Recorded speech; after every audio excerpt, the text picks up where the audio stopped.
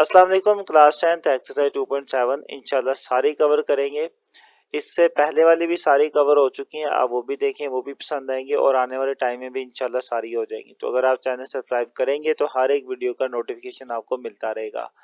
ये जितने भी सवाल हैं इंशाल्लाह सारे कवर करेंगे। मैंने हर एक का टाइम कोड दिया हुआ है डिस्क्रिप्शन में। आप अपनी मर्जी से अगर कोई सवाल देखना चाहते हैं तो उस पर क्लिक करके वो सवाल डायरेक्टली देख सकते हैं। वीडियो देखिएगा, कंप्लीट देखिएगा, कमेंट में अपनी राय दीजिएगा और अगर कोई इशू हो तब भी कमेंट करें। अगर ना हो तो फिर वीडियो को लाइक करके दोस्तों तक शेयर भी कर दीजिएगा। स्टार्ट करते हैं अपने लेक्चर को। तो क्वेश्चन नंबर 1 है, इसकी स्टेटमेंट में लिखा हुआ है a town population is modelled by, आगे एक फंक्शन दिया हुआ है कि इस फंक्शन की मदद से आप किसी भी कस्बे की पॉपुलेशन को कैलकुलेट करते हो। किसी कस्बे की पॉपुलेशन के लिहाज से उन्होंने ये फंक्शन बनाया। इसको ऐसे पढ़ेंगे, p of t is equal to minus k 2t square plus 40t plus 800। ये एक फंक्शन है, इसकी मदद से आप एक कस्बे की पॉपुलेशन को कैलकुलेट कर सकते हो। Where t is the year since 2020, मतलब कि इस फंक्शन के अंदर ये जो टी यूज हो रहा है, टी का मतलब क्या है, ईयर, साल। मतलब आपने जिस साल की पॉपुलेशन कैलकुलेट करनी है आप टी की जगह पे वो लिख सकते हैं। आगे वो ये कह रहा है कि सिंस 2020, मतलब ये जो फॉर्मूला है ये 2020 से स्टार्ट आगे ऑनवर्ड इस्तेमाल हो सकता है। 2020 से पीछे वाली पॉपुलेशन को ये ठीक से कैलकुलेट नहीं करेगा, ये उसके लिए नहीं बना है। ये 2020 से आगे वाली पॉपुलेशन कैलकुलेट करने के लिए बना है। आगे वो कहते हैं find the year when the population will be at least 1000। आपने वो साल कैलकुलेट करना है, वो साल फाइंड करना है जिस साल उस कस्बे की जो आबादी है कम से कम कितनी होगी, 1000 होगी। 1000 से ज्यादा हो सकती है लेकिन 1000 से कम नहीं होनी चाहिए। वो कौन सा ऐसा साल होगा जिसमें इस कस्बे की जो आबादी है वो कम से कम 1000 तो होगी, ये आपका सवाल है। ठीक है, तो काम शुरू करते हैं। सबसे पहले तो जो उन्होंने मुझे फंक्शन दिया हुआ है वो मैं लिख लेता हूँ। वो है p of t is equal to minus k 2t square minus k 2t square plus k 40t और प्लस 800। ये फंक्शन दिया हुआ उन्होंने। अब जैसा कि उन्होंने ये खुद कहा हुआ है कि कम से कम आबादी कितनी होनी चाहिए, 1000 होनी चाहिए, इससे कम नहीं होनी चाहिए। इससे ज्यादा हो सकती है, इससे कम नहीं होनी चाहिए। इसी बात को हम कुछ इस तरीके से लिखेंगे कि we have to find the year, कि हमें वो साल कैलकुलेट करना है वेयर पॉपुलेशन एट लीस्ट 1000, जिस साल में जो पॉपुलेशन है वो कम से कम कितनी है, 1000 है। हमें वो वाला साल कैलकुलेट करना है। ठीक है, अब इस चीज को मैं अगर मैथमेटिकली लिखूं तो मैं ऐसे लिखूंगा कि वो ये कह रहे हैं कि आपने क्या कैलकुलेट करना है, कि वो साल कैलकुलेट करना है जिस साल में जो पॉपुलेशन है, ये जो पी है बेसिकली, ये जो फंक्शन है टी के लिहाज से, पी ऑफ टी, ये जो फंक्शन है ये पॉपुलेशन का फंक्शन है ना, तो कितनी होनी चाहिए पॉपुलेशन, 1000 के बराबर या 1000 से ज्यादा। तो इसको इस तरीके से लिखूंगा कि पॉपुलेशन जो है वो 1000 से ज्यादा या 1000 के बराबर हो, इससे कम नहीं होनी चाहिए।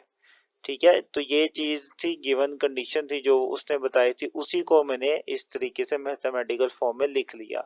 अब जैसा कि मेरे पास जो फंक्शन है पी टी उन्होंने दिया हुआ है, मैं इसकी जगह पर ये वाला फंक्शन लिख देता हूँ।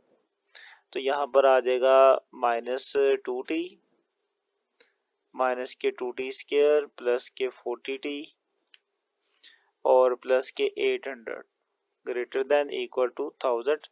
अब इसको हम करेंगे सोल्व। ये 1000 इस साइड पे इन इक्वालिटी के इधर आके, तो इधर प्लस था इधर आके माइनस हो जाएगा।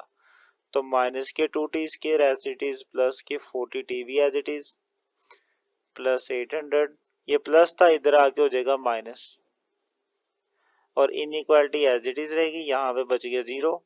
अब इन दोनों को माइनस करेंगे तो हमारे पास बचेगा 200, लेकिन माइनस का 200 बचेगा क्योंकि बड़ी वाली माइनस में है। बाकी दोनों वैल्यूज एज इट इज रहेंगी, उनका भी हमने कुछ भी नहीं किया। अब आप देख सकते हैं कि हमारे पास जो हमारा लीडिंग वेरिएबल है यानी कि जो टी है उसका कोएफिशिएंट -2 है।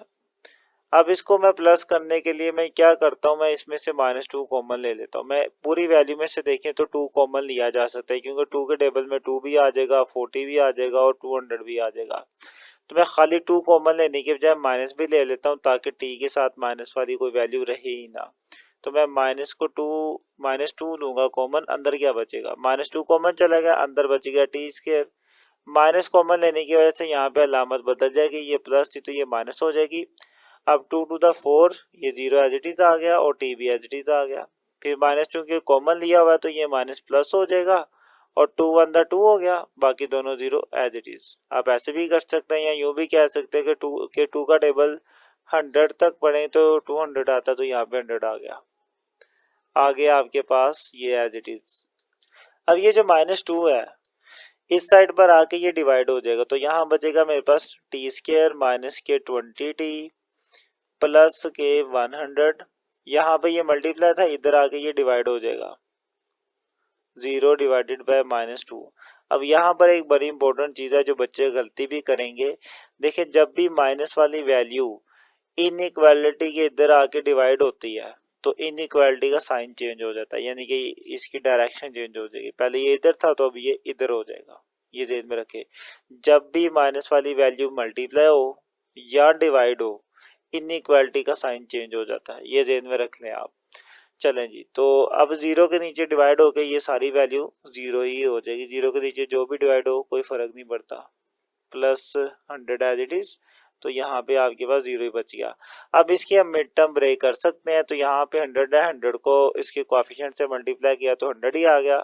अब कौन सा टेबल पढ़ें जिनको मल्टीप्लाई करवा के 100 आए और प्लस माइनस करवा के 20 आ जाए। आप इस तरीके से फैक्टराइजेशन भी कर सकते हैं, नहीं तो इसमें एक फॉर्मूला भी लग रहा है, अगर आप गौर करें। फॉर्मूला आपने पढ़ा हुआ है a² प्लस b² प्लस के 2ab। यहाँ पे चूंकि माइनस है तो मैं माइनस वाला फॉर्मूला लगा देता हूँ, -2ab is equal to a minus b का होल स्क्वायर।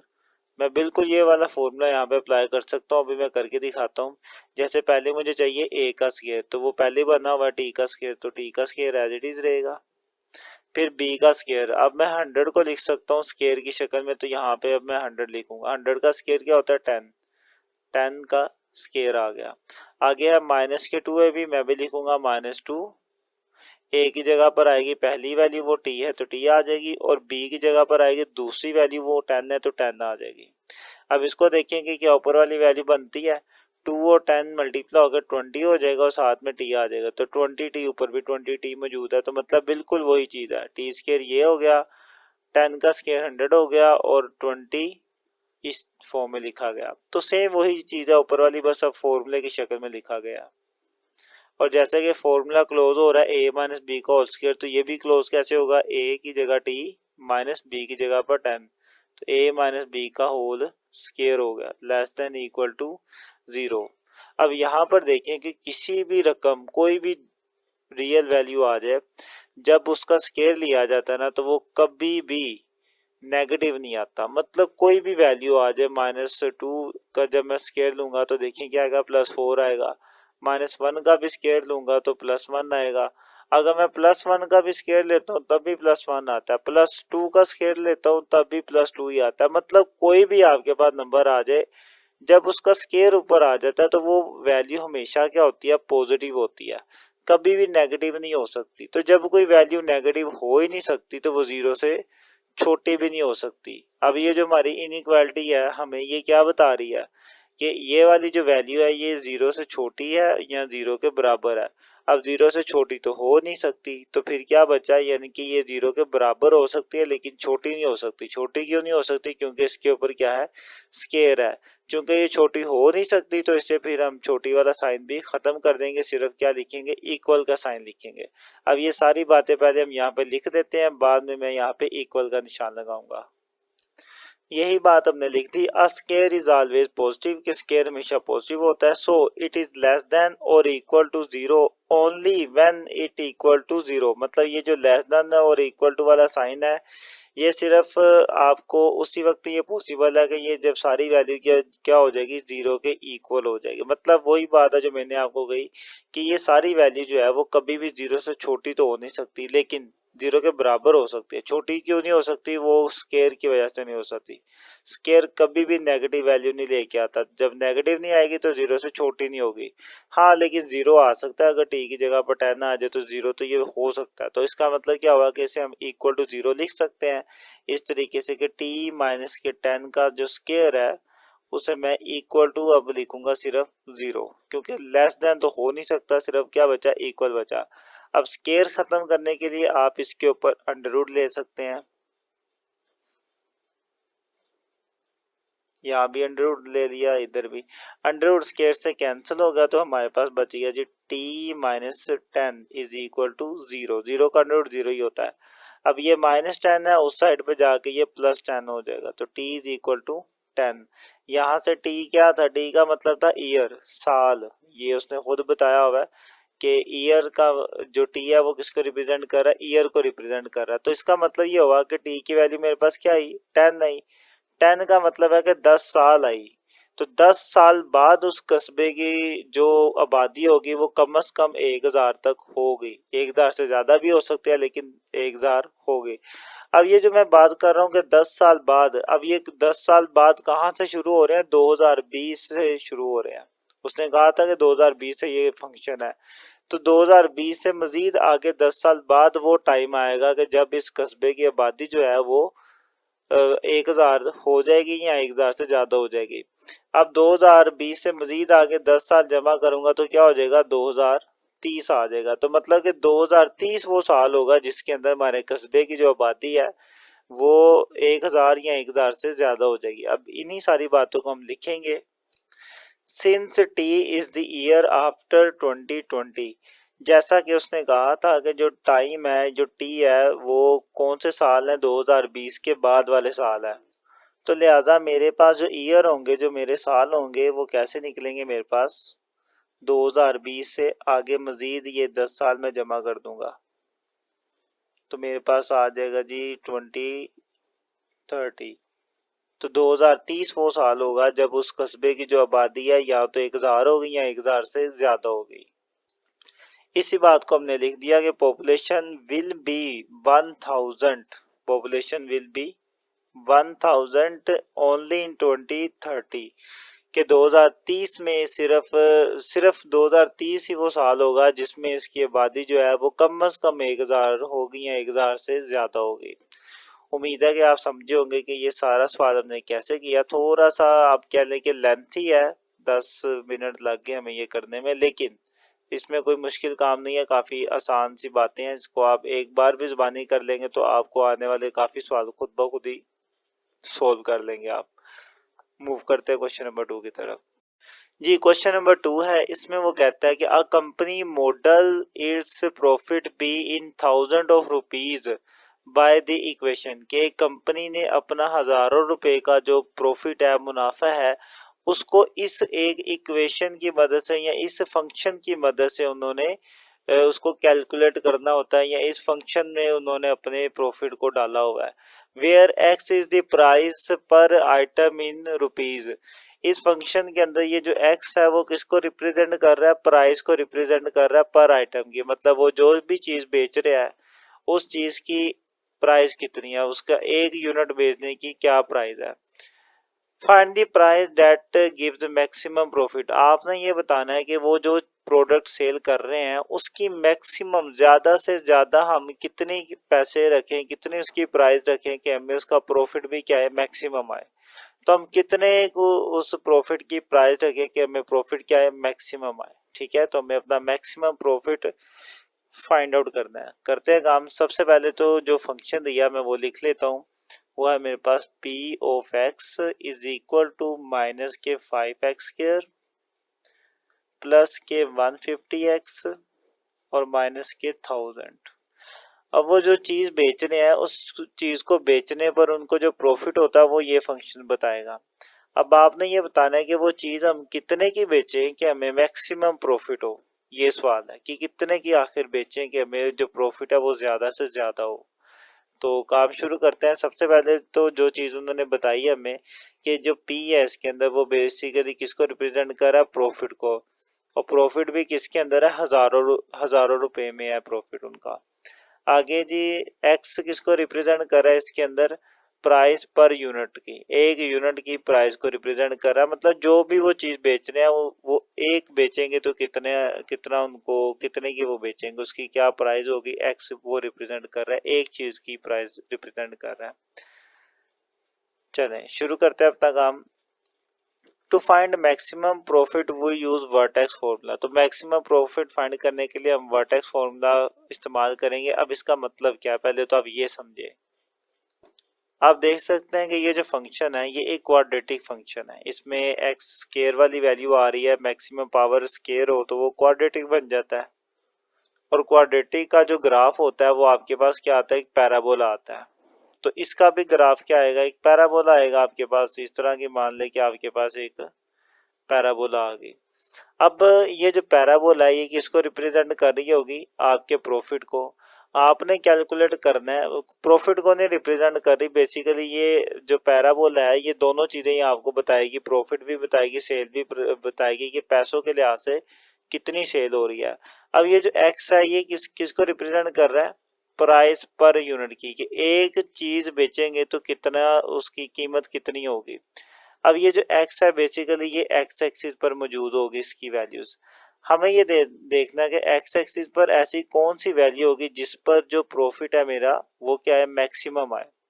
अब जो मैक्सिमम प्रॉफिट आ रहा है वो आता है वर्टेक्स के ऊपर। आपको पता है वर्टेक्स किसी भी पैराबोला का मैक्सिमम पॉइंट होता है। क्लियर। तो हमें बेसिकली यही फाइंड करना है कि ये जो वर्टेक्स है इस वर्टेक्स की एक्स एक्सिस पर क्या वैल्यू है। जो इस वर्टेक्स की एक्स एक्सिस पर वैल्यू होगी वही वैल्यू हमें क्या बताएगी कि आपने उतने की चीज बेचनी है, फिर आपको मैक्सिमम प्रॉफिट होगा।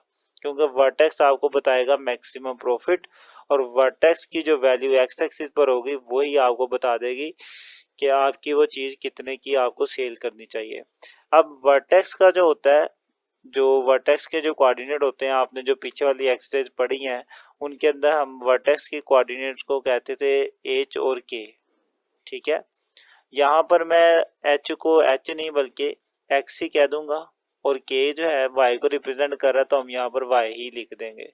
लेकिन हमें वाई मालूम करने की जरूरत नहीं है, हमें सिर्फ क्या चाहिए, एक्स चाहिए। क्योंकि उसने डिमांड किया उसने आपसे यही डिमांड किया कि आपने ये बताना है, देखिए लिखा ना फाइंड द प्राइस। आपने सिर्फ ये बताना है कि वो चीज कितने की हम बेचेंगे कि हमें ज्यादा से ज्यादा प्रॉफिट हो।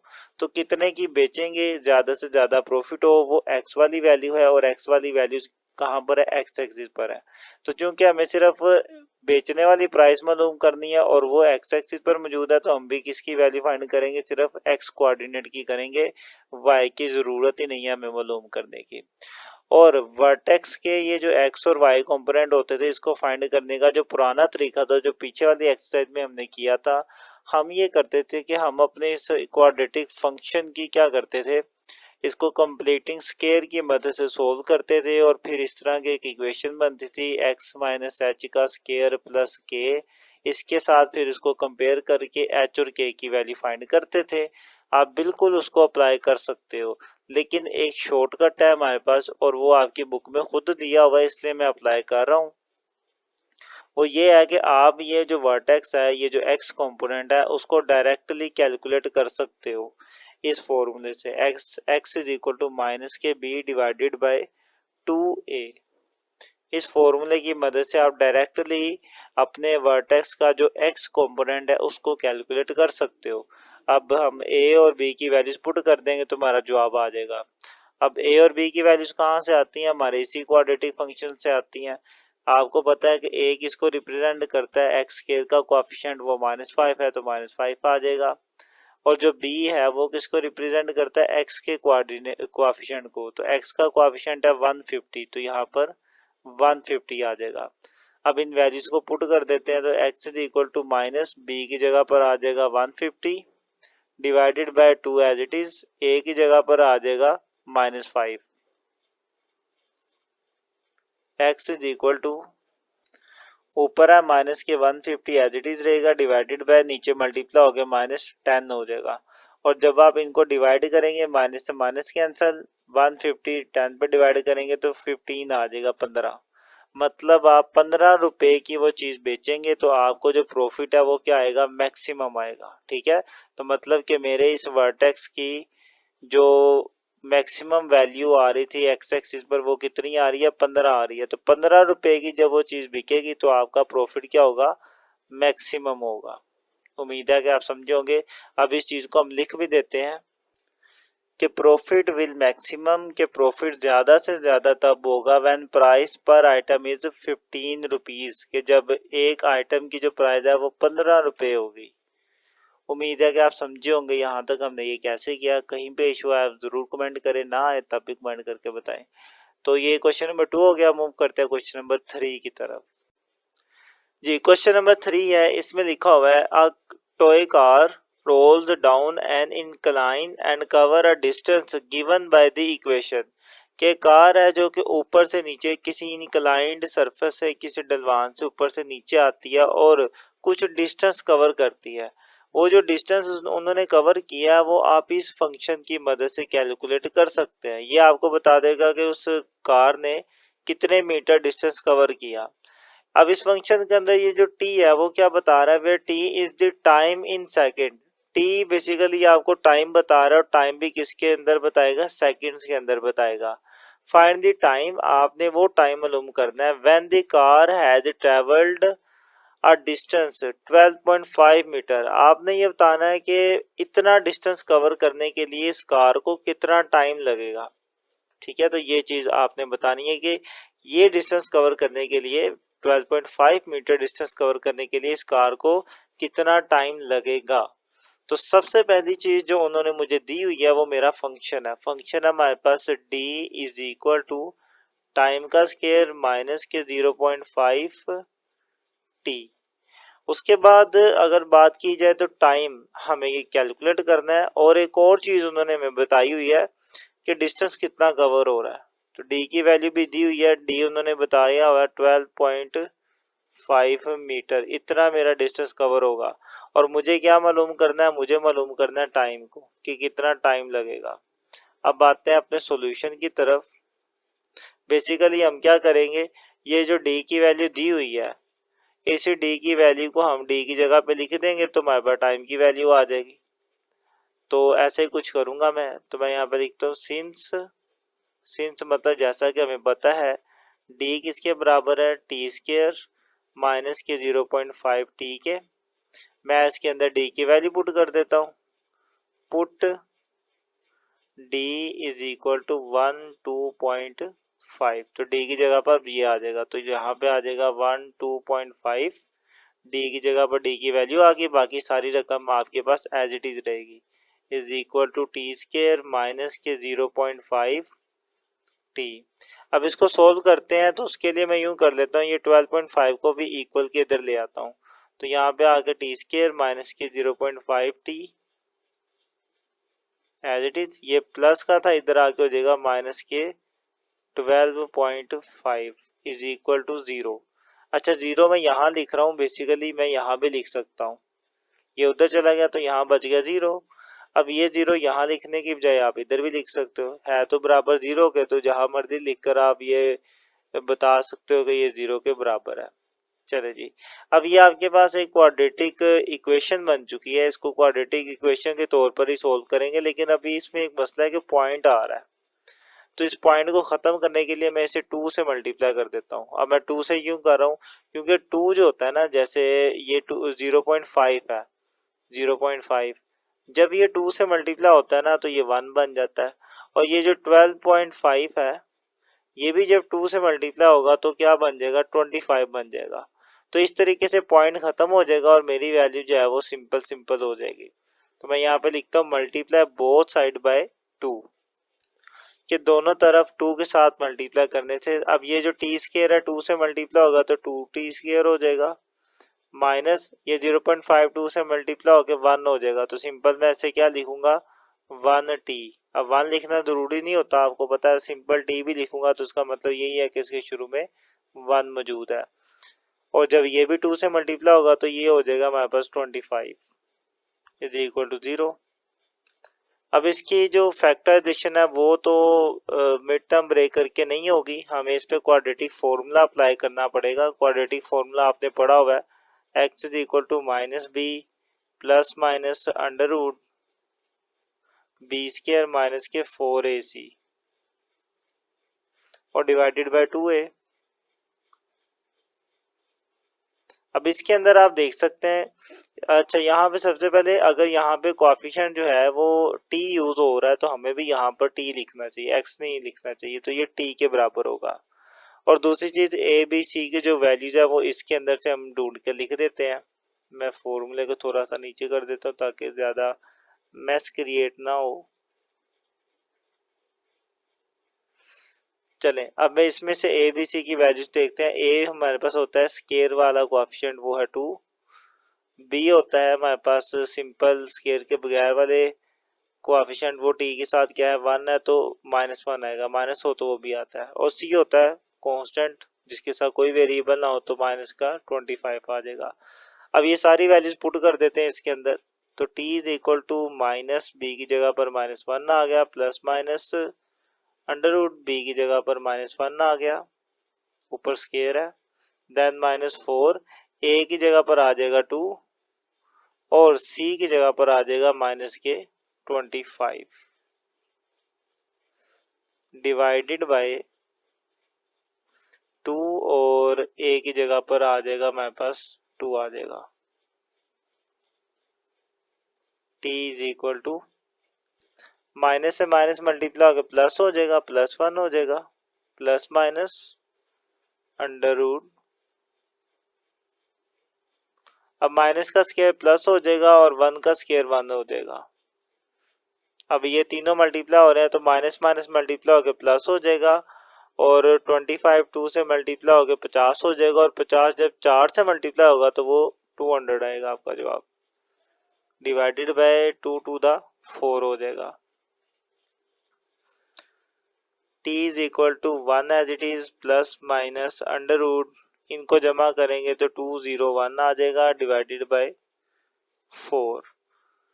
t इज इक्वल टू, जब मैं इसका अंडर रूट लूंगा तो मेरे पास जवाब आएगा जी 14.177 डिवाइडेड बाय 4। अब आप देख सकते हैं कि ये प्लस माइनस की फॉर्म में है, तो मैं इसे एक बार प्लस में और एक बार माइनस में करके लिख देता हूँ। तो बाकी काम मैं अपना यहीं पर साइड पर ही कर लेता हूँ ताकि आपके सामने ही रहे।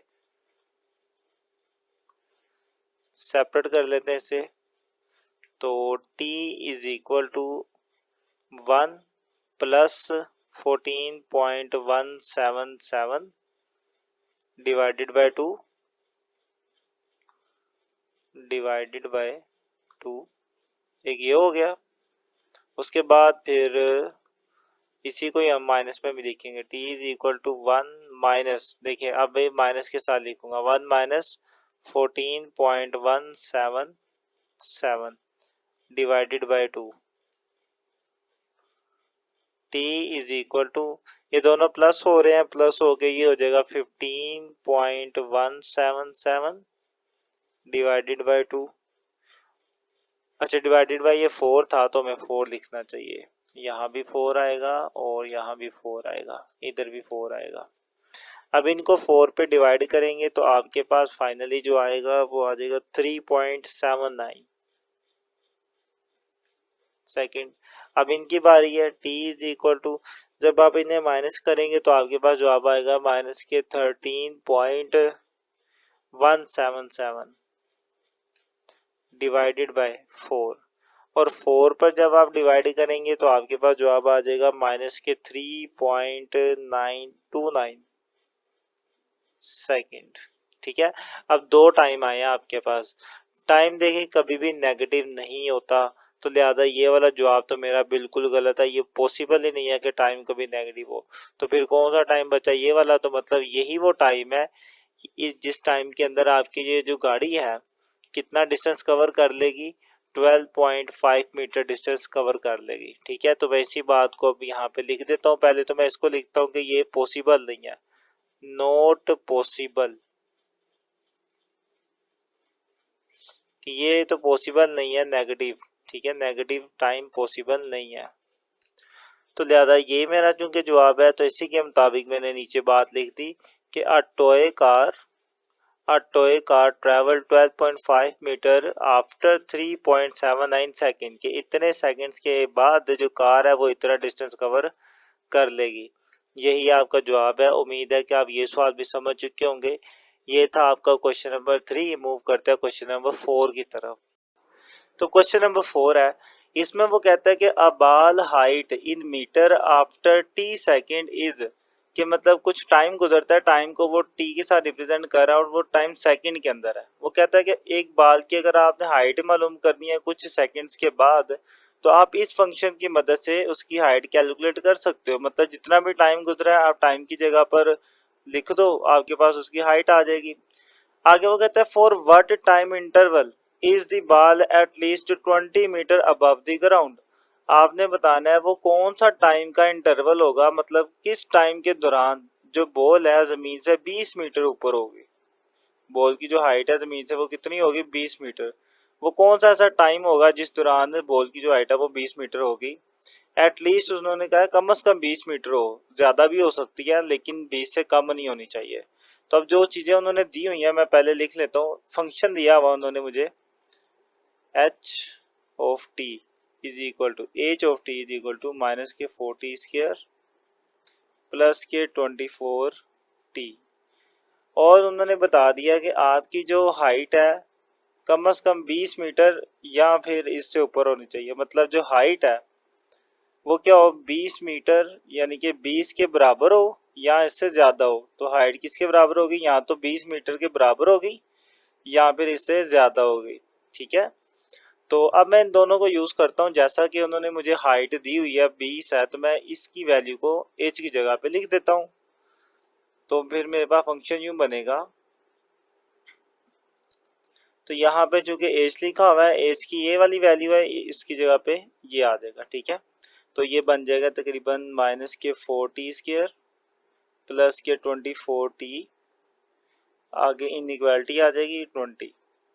ये 20 प्लस है, इधर आके ये माइनस हो जाएगा, तो माइनस के 40 स्क्वायर प्लस के 24 टी, और ये 20 इधर आके माइनस हो गया, यहाँ बच गया हमारे पास 0। अब इनमें से ना -4 कॉमन ले लें। -4 मैं कॉमन लूँगा तो ये मज़ीद सिंप्लीफाई हो जाएगा, क्योंकि 4 के टेबल में ये तीनों वैल्यूज आ रही हैं और शुरू में माइनस है तो माइनस भी ले लें ताकि ये वाली वैल्यू प्लस में कन्वर्ट हो जाए। अब माइनस जब कॉमन लेंगे तो यहाँ बच जाएगा सिर्फ टी स्क्वायर। माइनस कॉमन लेने की वजह से ये प्लस भी माइनस हो जाएगा, और 4 का टेबल कहाँ तक बने, 24 आता है 6 तक, आगे ये टी बच गया। अब माइनस कॉमन लिया तो ये वाला माइनस प्लस हो जाएगा, और 4 का टेबल 5 तक पढ़ेंगे तो 20 आएगा। आगे आपकी इनइक्वालिटी एज इट इज। अब ये जो -4 है उधर जाके ये डिवाइड हो जाएगी, और ये बात मैं पीछे वाले भी एक सवाल में बता चुका हूँ कि जब भी माइनस वाली वैल्यू इनइक्वालिटी में जाके डिवाइड हो या मल्टीप्लाई हो जाए, आपकी जो इनइक्वालिटी का साइन है वो चेंज हो जाता है। मतलब ये पहले इधर है, अब ये इनइक्वालिटी इधर हो जाएगी। ये बहुत इंपॉर्टेंट स्टेप है, यहाँ मिस कर दिया तो आगे सारा सवाल गलत हो जाएगा आपका। चले 0 के नीचे तो ये डिवाइड हो गया 0 ही हो जाएगा, तो टी स्क्वायर माइनस के 60 प्लस 5 इज इक्वल टू नहीं लेस देन और इक्वल टू 0। अब मैं इसकी एसोसिएट इक्वेशन लिखता हूँ। आपको पता है इनइक्वालिटी को सोल्व करने के लिए हम क्या करते हैं, उनकी एसोसिएट इक्वेशंस करते हैं। पीछे वाली एक्सरसाइज में हमने ये सब कुछ सीखा है, उससे पीछे वाली में। तो यहाँ पर अब इक्वालिटी का साइन आ जाएगा, टी स्क्वायर माइनस के 60 प्लस 5, अब आ जाएगा यहाँ पे इक्वल। अब इसे सोल्व करते हैं, 5 1 से मल्टीप्लाई हो गया 5, और 5 और 1 को जमा करेंगे तो 6 आ जाएगा। तो लिहाजा मेरी मिड टर्म ब्रेक होगी इस तरीके से, टी स्क्वायर माइनस के 5t और माइनस के t, दोनों माइनस के होंगे तो फिर ये -6 बनेगा, प्लस हो गए। आगे आ गया जी -5 इज इक्वल टू 0। इन दोनों में से निकलेगा t कॉमन, अंदर बच जाएगा t -5। इन दोनों में से -1 कॉमन निकलेगा तो अंदर बच जाएगा t, चूंकि माइनस कॉमन लिया तो ये अलामत बदल के माइनस हो जाएगी, इज इक्वल टू 0। अब ये t और ये -1 इकट्ठा हो जाएगा, और ये वाले t -5 एक तरफ इकट्ठा हो जाएगा, इज इक्वल टू 0। दोनों जीरो के इक्वल हैं तो लिहाजा दोनों को 1 बाय 1 जीरो के इक्वल लिख देते हैं। ये भी जीरो के इक्वल और ये भी जीरो के इक्वल। ये -1 है, उधर जाके हो जाएगा +1, -5 है, उधर जाके +5 हो जाएगा। ठीक है, चलें जी, यहाँ तक हमने ये फाइंड कर लिया। अब इंटरवल फाइंड करने हैं कि किस इंटरवल में हमारे पास जो है वो बॉल की हाइट 20 रहेगी। उसके लिए हम यहाँ पे इंटरवल ड्रा कर लेते हैं। तो मैं यहाँ पे नंबरिंग लिख रहा हूँ, देखें 1 और 5 तक है ना, तो मैं यहाँ से शुरू कर लेता हूँ 1 2 3 4 5 6, बाकी कुछ यहाँ पे लिख लें -1 और -2। अब इंटरवल मेरे पास जो बनेंगे वो ये बनेंगे, एक टी की वैल्यू है 1, तो 1 यहाँ पर है, एक ये इधर मैंने गोल दायरा लगा दिया। अब मैं ये फिल कर रहा हूँ, मैं क्यों कर रहा हूँ फिल, आपको पता है कि जब भी आपके इक्वेशन के अंदर, जैसे कि ये थी इनइक्वालिटी के अंदर नीचे इक्वल का साइन आ जाए, तो फिर हम जब उसको अपने रियल लाइन पे उसके जो नंबर है लगाते हैं तो उनको फिल करते हैं। इसका मतलब होता है कि ये जो नंबर है ये आपके सॉल्यूशन में शामिल है। इसी तरीके जो 5 है, 5 भी सॉल्यूशन में शामिल होगा, तो यहाँ पर भी यहाँ फिल करेंगे। अब इंटरवल क्या बनेंगे, एक यहाँ से पीछे की तरफ इंटरवल बन जाएगा, एक यहाँ से आगे की तरफ इंटरवल बनेगा और एक इनके दरमियान वाला इंटरवल बनेगा। अब हमें ये चेक करना है कि कौन सा इनमें से इंटरवल जो है वो सेटिस्फाई कर रहा है हमारी इनइक्वालिटी को, और फिर वही हमारा सॉल्यूशन होगा। तो पहले हम इंटरवल 1 को चेक कर लेते हैं। अब इंटरवल को चेक करने के लिए हमें अपनी इनइक्वालिटी को पहले लिखना पड़ता है। इनइक्वालिटी जो हमें दी हुई थी वैसे तो वो इस तरीके से थी, हमने इसको सोल्व किया, थोड़ा सिंप्लीफाई करके ये बना लिया, और मज़ीद जब मैंने इसे सिंप्लीफाई किया तो मेरे पास ये वाले फैक्टर बने। तो आप इनकी जगह पर ये भी लिख सकते हैं t-1 और t-5। तो t-1 और t-5, चूँकि मैं इनइक्वालिटी लिख रहा हूँ तो साइन भी इनइक्वालिटी का आएगा। मैं इक्वल का अब साइन नहीं लगाऊंगा, ये वाला इनइक्वालिटी का साइन लगाऊंगा, लेस देन और इक्वल टू 0। तो लेस देन इक्वल टू 0। अब हमने चेक करना है कि हर एक इंटरवल में से कोई ना कोई पॉइंट लेंगे और इसके अंदर पुट कर देंगे। तो पहले मैं अपने फर्स्ट इंटरवल को चेक करता हूँ, तो उसके लिए मैं यहाँ पे जो पॉइंट लेने लगा हूँ वो मैं फर्स्ट इंटरवल ये है ना, इसके अंदर आप देख सकते हैं कि 1 से नीचे सारे नंबर हैं। तो मैं कोई भी नंबर ले लेता हूँ, मैं -1 ले लेता हूँ। तो मैं लिखता हूँ जी put x is equal to -1, इसके अंदर पुट करना है हमने इनइक्वालिटी के अंदर। तो जहाँ जहाँ पे x है वहाँ पे -1, x नहीं है वैसे, यहाँ पर t वेरिएबल यूज हो रहा है तो हमें t लिखना चाहिए। फिर put t is equal to -1। अब यहाँ पर जहाँ जहाँ पे t है वहाँ पे -1 लिखेंगे हम। तो इस t की जगह पर भी आ जाएगा -1, और इस -1 की जगह तो वैसे ही -1 रहेगा, यहाँ पे भी -1 आएगा, और ये -5 भी as it is less than equal to 0। Minus minus plus होके -2 हो जाएगा, ये भी माइनस माइनस प्लस होके -6 हो जाएगा, और ये दोनों मल्टीप्लाई होंगे तो माइनस माइनस प्लस और 6 टू द 12, तो प्लस के 12 आ जाएगा, लेस देन इक्वल टू 0। तो क्या जो 12 है वो 0 से छोटा होता है? बिल्कुल भी नहीं, गलत है ये। तो यहाँ पे हम लिख देंगे फॉल्स। तो यहाँ तक तो बात हमारी होगी गलत। अब हम मज़ीद इसके अंदर वैल्यूज़ पुट करके देखते हैं कि क्या क्या जवाब आते हैं। तो उसके लिए थोड़ी सी हमें जगह बनानी पड़ेगी, इसको भी इधर कर लेते हैं, और ये जो सारा काम हमने किया ये भी इधर आ जाएगा। ये जो रिजल्ट था इसको भी इधर लिख लेते हैं। चलें, अभी मैंने इसके अंदर 1 पुट किया था ना, अब मज़ीद काम भी मैं यहीं पर नीचे ही कर देता हूँ। अब मुझे सेकंड इंटरवल चेक करना है। सेकंड इंटरवल में देखिए 1 से लेके 5 तक नंबर है, तो मैं इनमें से कोई भी नंबर ले लेता हूँ। मैं 2 ले लेता हूँ, तो मैं लिखता हूँ जी put t is equal to, 2 भी ले सकते हैं, 3 भी ले सकते हैं, 2 लिख लेते हैं। अब जहाँ पे t है वहाँ पे 2 आ जाएगा, तो 2 - 1 फिर 2 - 5। ये बिल्कुल वैसे ही सवाल है जैसे हमने अपनी रिसेंटली एक्सरसाइजेज में किए हैं। 2 - 1 करेंगे तो 1 आएगा, और 2 - 5 करेंगे तो -3 आएगा, और इनको मल्टीप्लाई करेंगे तो -3 आ जाएगा। अब देखें क्या ये ट्रू है? जी हाँ ट्रू है, -3 0 से छोटा होता है, तो ये हो गया ट्रू। ये तो सेटिस्फाई कर गया दूसरा इंटरवल, पहले वाले ने नहीं किया था। अब तीसरे को भी चेक कर लेते हैं हम। तीसरे इंटरवल की कौन सी वैल्यू पुट करें, 5 से पीछे करनी है तो कुछ भी कर सकते हैं, तो मैं टी के बाद टी की जो वैल्यू है वो 6 ही कर देता हूँ। यहाँ पर 6 मौजूद है तीसरे इंटरवल में तो 6 लिख देता हूँ। टी की जगह पर आ गया 6 माइनस 1, फिर 6 minus 5 less than equal to 0। इनको माइनस किया तो -5 आ गया, इनको किया तो 1 आ गया। अच्छा -5 तो नहीं आएगा ना, बड़े वाले प्लस में तो +5 आएगा। Less than equal to 0। अब 5 1 से मल्टीप्लाई होगा तो 5 आ जाएगा और लेस देन इक्वल टू 0। देखें अब पॉजिटिव वैल्यू है वो 0 से छोटी नहीं हो सकती, तो ये भी क्या आया, गलत आया, फॉल्स है ये भी। तो मेरे पास थर्ड इंटरवल भी सेटिस्फाई नहीं किया, फर्स्ट ने भी नहीं किया, तो सिर्फ कौन सा बचा, सेकंड इंटरवल बचा। अब इसी चीज़ को हम नीचे लिख देते हैं कंक्लूजन बनाकर। अब कंक्लूजन में हमने इंटरवल लिखना होता है, वो इंटरवल हमारा कौन सा सेटिस्फाई हो रहा है, 1 से लेकर 5 तक, सेकंड वाला। तो मैं इसको यूं लिखूंगा कि मेरे पास जो टाइम है, यानी कि जो टाइम है वो कहाँ से लेकर कहाँ तक है, 1 से लेकर 5 तक है।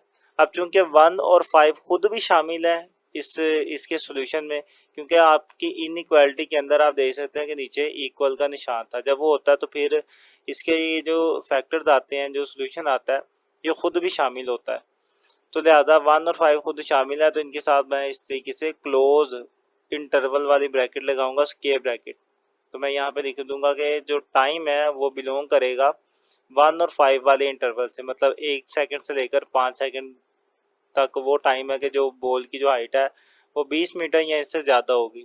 अब इस चीज़ को आप इस तरीके से भी लिख सकते हैं कि जो टाइम है, आप यहाँ से देखें, जो सेकंड इंटरवल है वो क्या है, 1 और 1 से बड़ी वैल्यूज है ना, तो मैं इसको यूँ लिखूंगा कि जो टाइम है वो 1 से ज़्यादा है या 1 के बराबर है। 1 खुद भी शामिल है ना, तो 1 के लिए फिर बराबर लगाएंगे और 1 से बड़ी के लिए बड़ी का निशान लगाएंगे। और कहाँ तक है, 5 या 5 से कम नीचे तक टाइम है, तो टाइम की जो वैल्यू है 1 या 1 से बड़ी है, और कहाँ तक है, 5 से छोटी या 5 के बराबर तक वैल्यू है। आप ऐसे भी लिख सकते हैं, आप ऐसे भी लिख सकते हैं, बुक में इस तरीके से लिखा हुआ है, इस तरीके से लिखा हुआ है, तो मैंने आपको दोनों लिख के दिखा दी है। उम्मीद है कि आप समझ चुके होंगे। ये वाला क्वेश्चन बिल्कुल वैसे ही है जैसे रिसेंटली हमने अपनी एक्सरसाइज में सोल्व किया था। यहाँ तक आपका क्वेश्चन नंबर 4 हो गया। मूव करते हैं क्वेश्चन नंबर 5 की तरफ। जी, क्वेश्चन नंबर 5 है, इसमें वो कहता है कि a ball is thrown upward with an initial velocity of 40 metre per second. कि आपने एक बॉल को ऊपर की तरफ फेंका है, और जब आपने फेंका था तो शुरू में इसकी वेलोसिटी कितनी थी, 40 थी, 40 मीटर पर सेकेंड की वेलोसिटी से आपने फेंका था। Calculate the maximum height it reaches above the ground level. आपने बताना है कि ज़मीन से इसकी मैक्सिमम हाइट कितनी होगी, तो आपने उसकी हाइट कैलकुलेट करनी है, मैक्सिमम हाइट यहाँ से लेकर यहाँ तक ग्राउंड लेवल तक। अब ये सारा करना है, तो ये बिल्कुल वैसे ही है जैसे एक फिजिक्स का न्यूमेरिकल होता है। तो पहले डाटा लिख लेते हैं हम इसका भी। हमें उसने दी हुई है उसकी ये वाली वेलोसिटी, इसे हम कहते हैं इनिशियल वेलोसिटी। तो स्टार्टिंग में उसकी जो वेलोसिटी थी वो थी 40 मीटर पर सेकेंड। और आप देखें कि जब बॉल ऊपर जाएगी, ऊपर जाके वो थोड़ी देर के लिए यहाँ पर स्टे करेगी और उसके बाद फिर नीचे आएगी, तो मतलब जब वो रुकेगी तो उसकी वेलोसिटी क्या हो जाएगी, 0। तो उसकी फाइनल वेलोसिटी फिर क्या होगी, 0 होगी हमारे पास। एक और चीज़ है जो उसने खुद तो नहीं बताई, लेकिन हमें ये चीज़ पता है, आपने फिजिक्स में भी पढ़ी है और 9th क्लास में भी आप ये अच्छे से पढ़ते आ रहे हैं, कि जो जब भी कोई बॉडी ऊपर की तरफ मूव कर रही होती है तो उसका जो एक्सेलरेशन होता है वो बेसिकली ग्रेविटेशनल एक्सेलरेशन होता है, और उसकी वैल्यू क्या होती है, -10 मीटर पर सेकेंड स्क्वायर। जी की वैल्यू वैसे 10 होती है, माइनस इसलिए क्योंकि ये ऑपोजिट डायरेक्शन में जा रहा है ग्रेविटी के। अच्छा जी, ये तो हो गया गिवन डाटा। अब हम फाइंड की तरफ आते हैं। हमें फाइंड क्या करना है, हाइट कैलकुलेट करनी है हमें। आप इसे हाइट भी कह सकते हैं या फिर हाइट या डिस्टेंस एक ही बात है ना, फासला। ये हमें कैलकुलेट करना है। सॉल्यूशन की तरफ चलते हैं। आप इसके लिए इक्वेशंस ऑफ मोशन यूज़ कर सकते हैं, सेकंड भी यूज़ कर सकते हैं, थर्ड भी कर सकते हैं। तो मैं थर्ड कर लेता हूँ। मैं लिखता हूँ by using third equation of motion, by using third equation of motion, equation of motion। चलें जी, थर्ड इक्वेशन यूज करते हैं, वो ये है 2as is equal to v f square minus के वी आई स्क्र, सारी वैल्यूज अवेलेबल है, लिखते हैं। अच्छा, ए हमारे पास होता है एक्सेलरेशन, यहाँ पे जो एक्सेलरेशन है वो जी है, तो इसलिए ए की जगह पर हम जी लिखेंगे। वैल्यूज पुट कर देते हैं टू एज इट इज। जी की वैल्यू हमारे पास -10 है। एस की जगह पे मैं क्या लिख दूंगा, एच लिख दूंगा। हाइट है ना, एस को हमने एच कहा हुआ है, हाइट, तो एच आ जाएगा। फाइनल वेलोसिटी 0 थी तो 0 आ जाएगा, माइनस इनिशियल वेलोसिटी उन्होंने दी है 40, तो 40 आ जाएगा। अच्छा, इसके साथ भी आप यूनिट लिख लें, मीटर पर सेकेंड। चलें, अब इनको मल्टीप्लाई करें तो -20 आ जाएगा, इज इक्वल टू 0 का स्क्वायर, 0 खत्म हो गया तो बचा -40 का स्क्वायर होता है 1600। अब ये -20 इधर आके डिवाइड हो जाएगा, तो -16 डिवाइडेड बाय -20। अब इन दोनों को आप डिवाइड कर लें, 80 आएगा आपके पास, 80 मीटर। तो मतलब कि आपकी ये जो बॉल है मैक्सिमम कितनी हाइट पर जाएगी, 80 मीटर हाइट पर जाएगी। ले जी, आपके पास हाइट आ चुकी है। अब इसको लिख देते हैं, चलें, कि maximum height of the ball, ball की मैक्सिमम हाइट क्या होगी, 80 मीटर होगी, 80 मीटर। यही आपका जवाब है, उम्मीद आप समझ चुके होंगे। इसी के साथ आपका क्वेश्चन नंबर 5 भी कंप्लीट हुआ और मूव करते हैं क्वेश्चन नंबर 6 की तरफ। जी, क्वेश्चन नंबर 6 है, इसमें वो कहता है कि a freelancer earning follow the model E H is equal to -2h square plus 40h। मतलब कि एक फ्रीलांसर है, वो पैसे कमा रहा है ऑनलाइन। अब उसके जो पैसे हैं वो टाइम के लिहाज से डिपेंड करते हैं, तो अगर उसने कैलकुलेट करना हो कि उसकी जो अर्निंग है वो टाइम के लिहाज से कितनी होगी, तो वो ये वाला फंक्शन इस्तेमाल करता है। इसकी मदद से वो कैलकुलेट कर सकता है कि मैं अगर इतने घंटे काम करता हूँ तो मेरी कितनी अर्निंग होगी। आगे वो बता भी रहा है कि ई का मतलब इसमें क्या है, अर्निंग इन रुपीज, और ये अर्निंग रुपीज के अंदर होगी। And h is the hour per week, और एच का मतलब क्या है, वो टाइम जो वो 1 घंटे में दे रहा, मतलब वो घंटे जो वो 1 हफ्ते में दे रहा है, 1 हफ्ते में जितने घंटे वो काम कर रहा है उसे हम एज कहेंगे। आगे वो कहता है what is the maximum number of hour he should work to maximise earning. आपने ये बताना है कि मैक्सिमम नंबर ऑफ आवर्स मतलब वो ज़्यादा से ज़्यादा कितने घंटे काम 1 हफ्ते में कर सकता है अपनी अर्निंग को मैक्सिमाइज करने के लिए, अपनी अर्निंग को ज़्यादा से ज़्यादा करने के लिए 1 हफ्ते में कितने घंटे वो काम कर सकता है ज़्यादा से ज़्यादा। तो काम शुरू करते हैं। सबसे पहले तो जो फंक्शन दिया हुआ है वो हम लिख लेते हैं।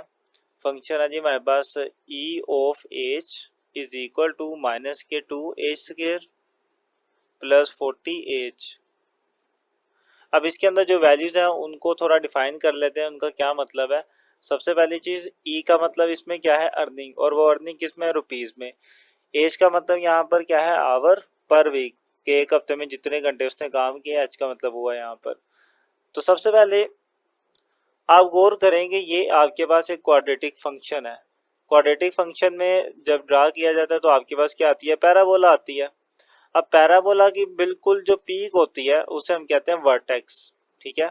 अब हमने बेसिकली अपनी इस फंक्शन की इस पीक को फाइंड करना है, क्योंकि उसने कहा ना आपने मैक्सिमम अर्निंग फाइंड करनी है, तो मैक्सिमम अर्निंग फिर कहाँ पे होगी, यहाँ पे वर्टेक्स पे होगी। अब इस वर्टेक्स की जो वैल्यू होगी ना एक्स एक्सिस पर, हमें बेसिकली वो चाहिए। और एक्स एक्सिस पे कौन सी वैल्यूज होती है, जो यहाँ पर लिखी होती है, मतलब यहाँ पे एच वाला वेरिएबल यूज हो रहा है, तो मतलब एच होगा आपका एक्स एक्सिस पर। एज का मतलब है टाइम, आवर, और वैसे भी आपको पता है कि टाइम जो है वो हमेशा एक्स एक्सिस पर आता है, क्योंकि वो एक इंडिपेंडेंट वैल्यू है। तो मुझे बेसिकली ये फाइंड करना है कि मेरे इस वर्टेक्स का जो एक्स कंपोनेंट है और जो वाई कंपोनेंट है वो क्या होगा। बेसिकली मुझे वाई की तो ज़रूरत ही नहीं है ना, मुझे सिर्फ ज़रूरत है एक्स कंपोनेंट की, जो कि एक्स एक्सिस पर मौजूद है, जिनको हम एज कह रहे हैं, ठीक है। तो यहाँ पर चूंकि हमने इस वैल्यूज को एज कहा हुआ है, तो यहाँ पे भी हम क्या लिख देते हैं, एज ही लिख देते हैं।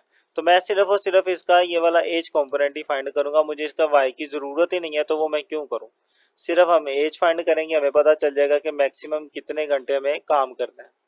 अच्छा, अगर हम इसका ये जो y कंपोनेंट है इसे y भी कह सकते हैं, आप इसे k भी कह सकते हैं। अगर हम ये कैलकुलेट करते हैं तो वो हमें क्या बताएगा, वो हमें ये बताएगा कि आप जितना घंटे काम करेंगे तो पैसे कितने कमाएंगे। तो k अगर हम मालूम करते हैं तो हमें पता चल जाएगा कि मैक्सिमम हम पैसे कितने कमा रहे हैं।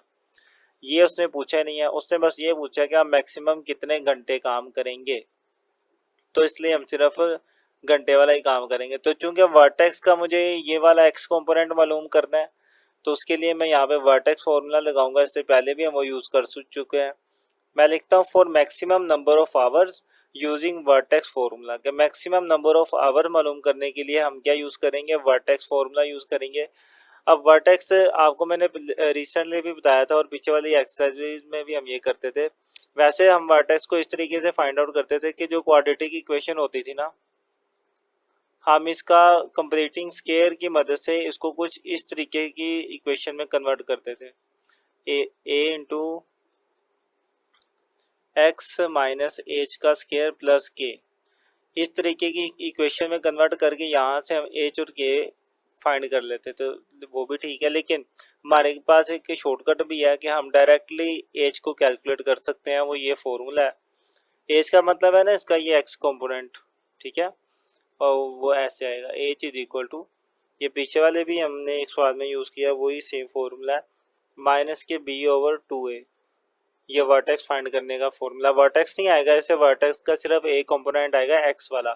आप उसे यहाँ पे एच से रिप्रेजेंट कर लें, कहीं पे उसे एक्स से कर लेते हैं, तो रिप्रेजेंट जिससे मर्जी करें, लेकिन है ये एक्स कंपोनेंट क्योंकि पहले लिखा हुआ है। और दूसरे वाला वाई होता है वो हमें चाहिए नहीं है। चलें जी, इसकी मदद से अब हम अपने वर्टेक्स का जो कंपोनेंट है वो फाइंड करेंगे। वो फाइंड हो जाएगा तो हमारे पास सारे का सारा सवाल ही हल हो जाएगा। अब इसके अंदर ए और बी मौजूद है। ए और बी की जो वैल्यूज है वो कहाँ से आएंगी, वो मेरे फंक्शन से ही आ जाएंगे मेरे पास। ए की वैल्यू क्या है हमारे पास, आप यहाँ से देख सकते हैं कि एक्स जो स्केयर वाला आपका वेरिएबल होता है उसका कोएफिशिएंट होता है ए, तो वो -2 है, तो ए की जगह पर -2 आ जाएगा। और स्केयर के बगैर वाला जो कोएफिशिएंट है वो बी होता है, तो यहाँ पर बी आ जाएगा। बी कितना था, 40। अब ये सारी वैल्यूज पुट करते हैं तो h is equal to minus b की जगह पर 40 divided by 2 as it is. आगे ए लिखा है तो ए की जगह पर -2 आ जाएगा।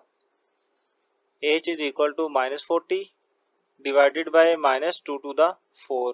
अब ये दोनों डिवाइड हो रहे हैं, डिवाइड करेंगे तो हमारे पास आ जाएगा जी, माइनस से माइनस कट गया, 4 1 द 4, तो 10 आ जाएगा। तो मतलब 10 घंटे वो एक हफ्ते में लगाएगा तो वो ज़्यादा से ज़्यादा पैसे कमा पाएगा। अब इस चीज़ को लिख भी देते हैं कि he should work 10 hour per week to maximise the earning. कि अपनी अर्निंग को मैक्सिमाइज करने के लिए उसे एक हफ्ते में 10 घंटे काम करना पड़ेगा।